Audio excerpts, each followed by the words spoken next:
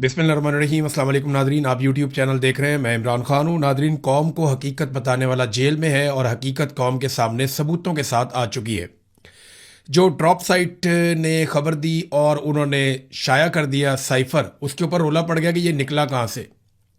कुछ लोगों ने कहा कि जी पाकिस्तान तहरीक इंसाफ के पास जो था इमरान खान साहब के पास, ये उसकी कोई कॉपी है। कुछ ने कहा जी कि किसी और ने ये कर दिया है। कुछ कह रहे हैं कि हकूमत के किसी इत्तेहादी ने ये कर दिया। हर एक अपनी अपनी कहानी सुना रहा है, लेकिन इसके ऊपर कोई बात नहीं कर रहा कि पाकिस्तान को धमकी लगाई और पाकिस्तान के अंदर एक बनी बनाई हुकूमत जर्नैलों ने गिरा दी। देखिए, इमरान खान ने एक बड़ा बुनियादी नुक्ता पूछा था और वो ये पूछा था कि साइफर में अमेरिका मुखातिब किसे कर रहा था। यानी अमेरिका ने यह कहा कि इमरान खान साहब की हुकूमत गिरनी चाहिए और अगर उनकी हुकूमत गिर जाती है तो सारा कुछ ठीक हो जाएगा, नहीं गिरती तो तुम्हारे लिए हालात सख्त हो जाएंगे। वो क्या कहा मैं ये आपको बताता हूं। जो पाकिस्तानी सफीर थे उन्होंने जो लिखकर भेजा वो ये है। He said that I think if the no confidence vote against the prime minister succeeds all will be forgiven in Washington because the Russia visit is being looked at as a decision by the Prime Minister।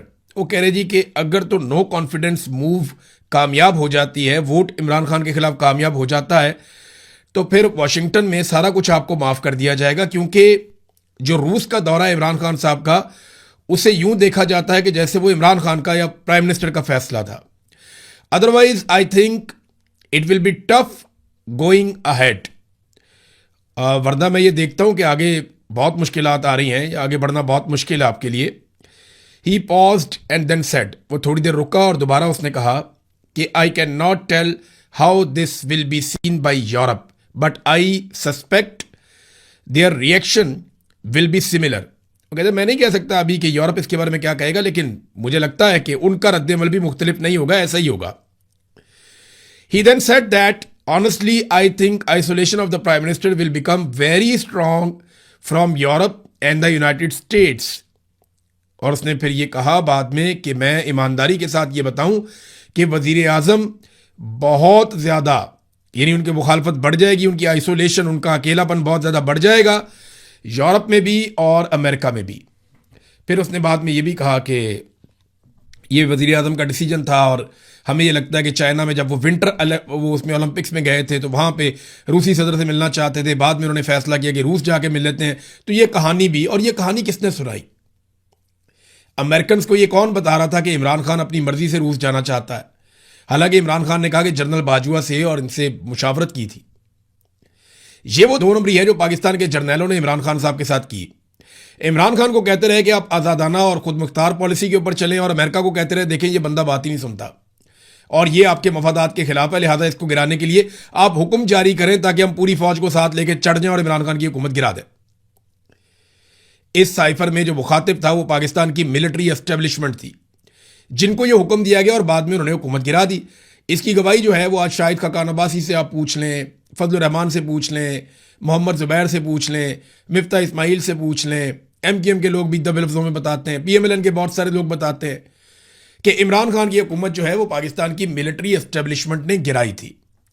और इमरान खान ने जो absolutely not का एक बयानिया अपनाया था, उस बयानिए पे PMLN क्या कहती थी, जरा ये भी आप थोड़ा सुने।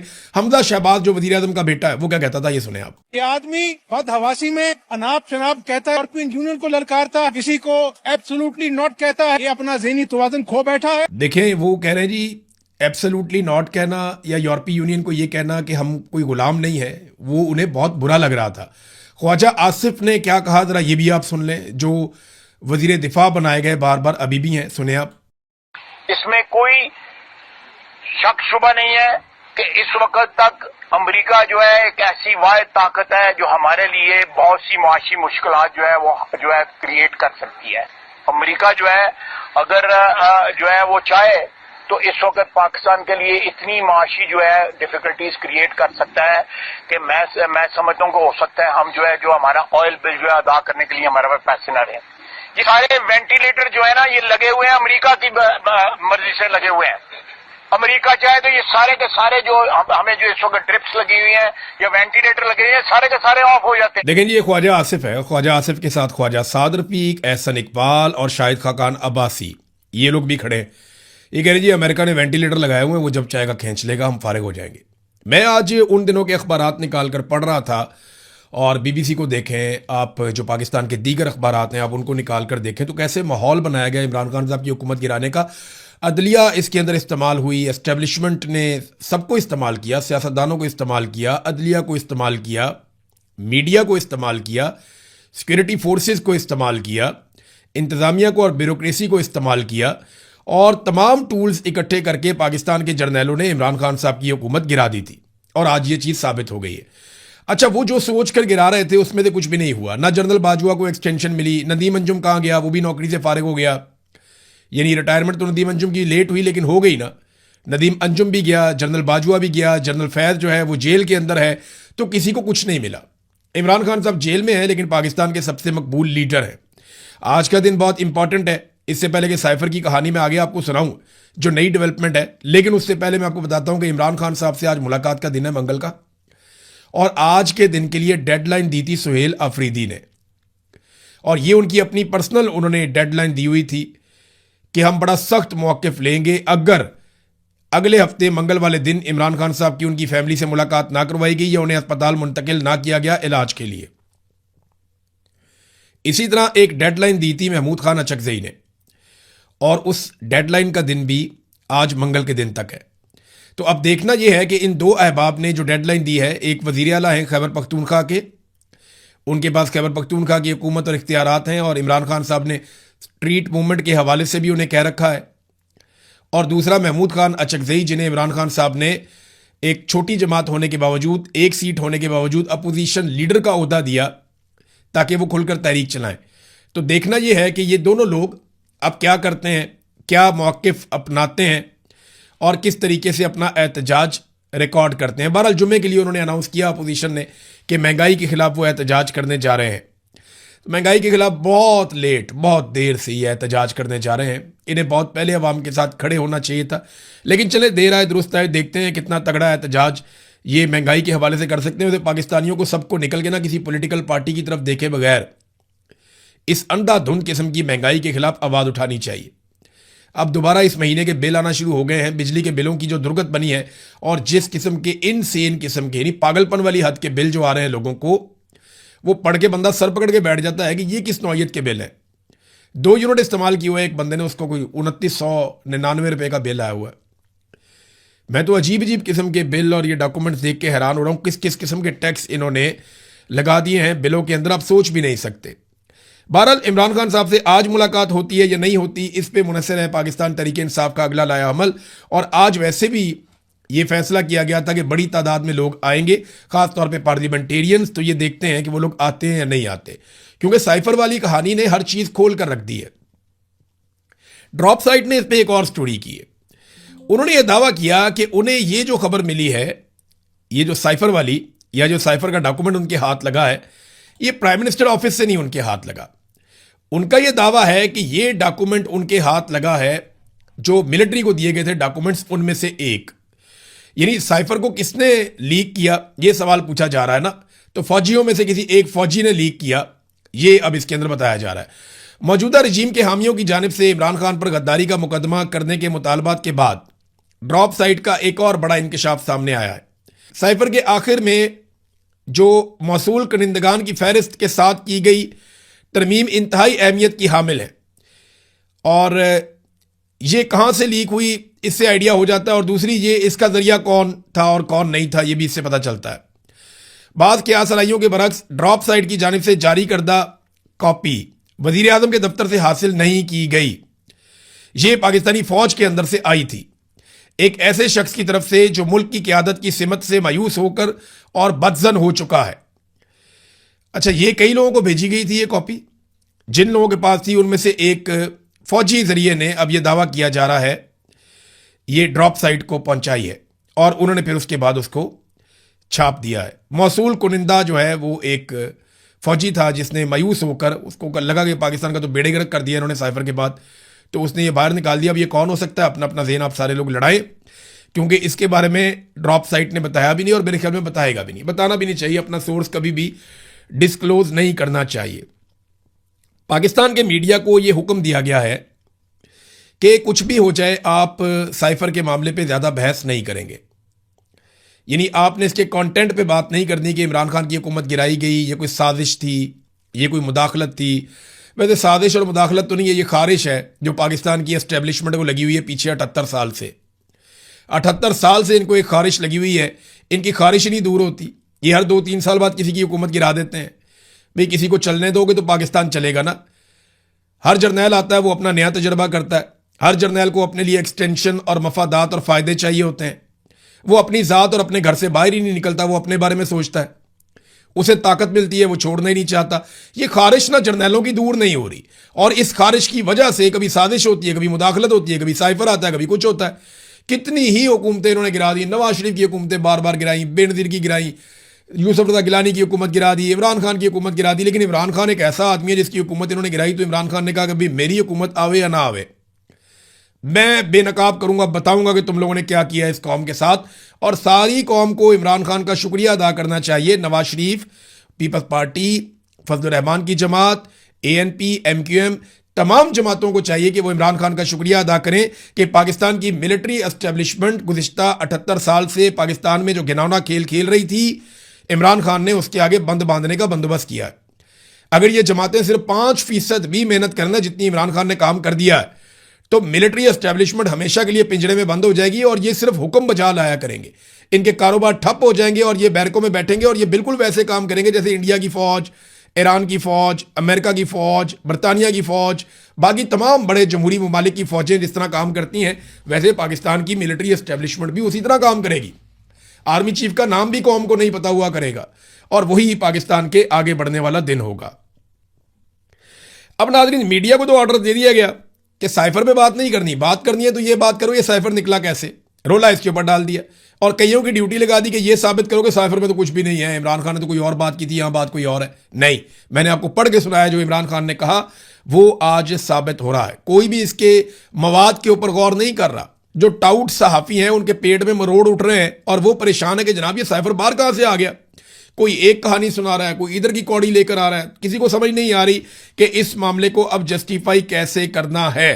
कासिम सूरी साहब का भी स्टेटमेंट आया, उनका यूट्यूब चैनल है, उसको आप जाके ज़रूर सब्सक्राइब करें। कासिम सूरी साहब का यूट्यूब चैनल ज़रूर देखें। वो बहुत सारी चीज़ों के गवाह हैं, उन्होंने बहुत कुर्बानी दी है, बहुत मार खाई है, अपनी पूरी फैमिली, उनकी अपनी ज़िंदगी, उनको बहुत लालच दिए गए, उनको बहुत ज़्यादा काबू करने की कोशिश की गई लेकिन वो किसी के काबू नहीं आए, ना वो किसी लालच में आए। और उनका यूट्यूब चैनल वो चलाते हैं, उस पर बात करते हैं, खुद मेहनत भी करते हैं, अमेरिका के अंदर चिलावतनी की ज़िंदगी गुजार रहे हैं। पाकिस्तान की मिलिट्री एस्टेब्लिशमेंट उनकी जान की दुश्मन है। काजी फ़ायद ईसा कासिम सूरी साहब को ढूंढा करता था, अब काजी फ़ायद ईसा को लगता है कासिम सूरी साहब ढूंढेंगे कि जनाब बताओ ये साइफर आ गया, मैं जो कहता था वो ठीक था।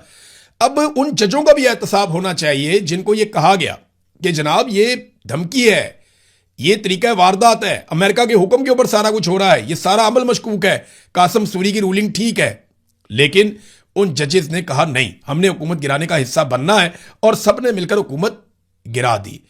एक और चीज आप गौर कीजिए, ये साइफर आया कब? ये साइफर आया 7 तारीख को और तहरीक अदम एतमाद कब पेश की गई? 8 तारीख को।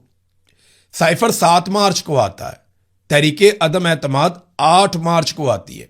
इसका मतलब पता है आपको? इसका सादा सादा मतलब यह है कि अमेरिकन को पहले से पता था कि तहरीक अदम एतमाद जरूर आएगी और वो आ रही है।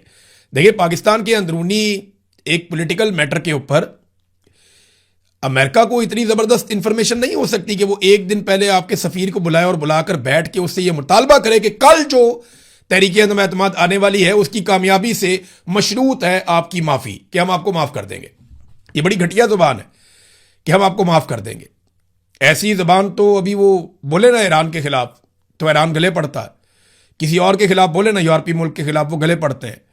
लेकिन पाकिस्तान के जर्नैल बज़िद हैं कि कोई बात नहीं, अमेरिका कहता है तो खैर है, कुछ नहीं होता, कोई बात ही नहीं है। तो 8 तारीख को तहरीक अदम एतमाद आती है, 7 तारीख को डोनाल्ड लू पाकिस्तानी सफीर से मुतालबा उसी तहरीक अदम एतमाद के हवाले से पहले ही कर देता है। और बाद में जब इमरान खान साहब ने पोल खोला तो अमरीकी वजारत खारजा की तर्जुमान ने इसकी तरदीद कर दी थी और यह कहा था कि इमरान खान साहब के इल्जामात गलत हैं। आज वो भी गलत साबित हो गए। एक और नाज़रीन ड्रॉप साइट ने न्यूज़ दी है, और ये पुरानी बात है, क्योंकि सऊदी अरब चाहता था इमरान खान साहब के दौर में भी एक दिफाई मुआहदा करना। इमरान खान साहब उस सिलसिले में आगे नहीं बढ़ रहे थे, और इमरान खान साहब का ये मानना था कि जो भी फैसला होगा वो कैबिनेट मिलकर करेगी, जो भी फैसला होगा वो सारे सियासतदान या पार्लियामेंट डिस्कशन के बाद करेगी, क्योंकि पाकिस्तान की फौज पाकिस्तानी अवाम की मलकियत है, अवाम मालिक है पाकिस्तान की फौज के। तो अवाम फैसला करेगी, अवामी मुंतखब नुमाइंदे ये फैसला करेंगे मजीद इस तरह की कि जनाब फौज जानी है या नहीं जानी सऊदी अरब में, और दिफाई मुआहदा करना है या नहीं करना। इमरान खान की बड़ी जमहूरी किस्म की सोच ताकि लेटेस्ट वीडियो फिर सऊदी अरब भी इमरान खान साहब से नाराज था इसी वजह से। अब जब ये नए हुक्मरान आए तो इन्होंने कोई पार्लियामेंट को घास नहीं डाली, कैबिनेट को घास नहीं डाली। आसिम मुनीर साहब ने फैसला किया, शहबाज शरीफ साहब ने उसके ऊपर अमल दरामद करके मोहर लगा दी। और इस वक्त की इतला के मुताबिक पाकिस्तान के लगभग 8,000 फौजी, पाकिस्तान के लड़ाका तैयारे, जिनमें चीन से जो हमने बनाए हैं JF-17 थंडर वो वाले तैयारे, HQ-9 तैयारे ये भी इसके अंदर शामिल हैं, ड्रोन्स उसके अंदर शामिल हैं, और एयर डिफेंस सिस्टम भी उसके अंदर शामिल है। तो पाकिस्तान ने सऊदी अरब में ठीक ठाक अपना लड़ाका साजो सामान ना सिर्फ पहुंचा दिया है, बल्कि बड़ी तादाद में पाकिस्तानी फौजी वहां पे बढ़ते चले जा रहे हैं सऊदी अरब में। तो नाजरीन, ये साइफर वाली कहानी ना अब इनके गले पड़ी हुई है। अब पाकिस्तान तहरीक इंसाफ पे मुनहसिर है कि वो इस मामले को कितना उठाते हैं। देखें, ये सारा मामला 4 साल पीछे चला गया। इन 4 सालों के अंदर जो कुछ भी हुआ वो सारी रिस्पॉन्सिबिलिटी पाकिस्तान की मिलिट्री एस्टेब्लिशमेंट के ऊपर आ गई। ये साइफर के बाद रजीम चेंज ऑपरेशन वाला गुनाह इन्होंने किया था, और उस गुनाह को छुपाने के लिए एक के बाद एक गुनाह किया, एक के बाद एक गुनाह किया। पाकिस्तान में इंसानी हकूक की धज्जियां उड़ा दी, पाकिस्तान का पूरा इलेक्शन चोरी कर लिया, बार बार आइन को तोड़ा, इंतखाबात को इल्तवा का शिकार किया, अपनी मर्जी की निगरान हुकूमतें बनाई, पाकिस्तान में बर्बादी फेर दी। इन्होंने बर्बरियत का मुजाहरा किया है इन्होंने सिर्फ अपने एक झूठ को छुपाने के लिए, और आज इनका झूठ वही वाला बेनकाब हो गया। मैंने आपको पिछले वीलॉग में कहा था कि जिस ईंट पे इनकी पूरी इमारत खड़ी है जाली हुकूमत की, वो ईंट अब टूट चुकी है। पाकिस्तान तहरीक इंसाफ पर मुनहसिर है कि वो कितने जोर से धक्का लगाते हैं इस दीवार को गिराने के लिए। वैसे तो ये पाकिस्तान की आवाम की रिस्पॉन्सिबिलिटी है कि पूरी आवाम निकल कर चोरों के इन टोले को धकेल के बाहर निकाले, क्योंकि इन्होंने जब से ये आए हैं इन्होंने आवाम का जीना हराम कर दिया। कोई एक चीज किसी एक जगह से, कोई एक अच्छी खबर पाकिस्तान को नहीं मिलती है, और ये इन्होंने किया पाकिस्तान के साथ। तो नाजरीन, ये था आज का व्लॉग। इस तरह के व्लॉग को सुनने के लिए हमारे इस YouTube चैनल को सब्सक्राइब करें, वीडियो को लाइक करें, बेल आइकन को जरूर प्रेस कीजिए ताकि हमारे नए आने वाली वीडियो बर वक्त मौसूल हो।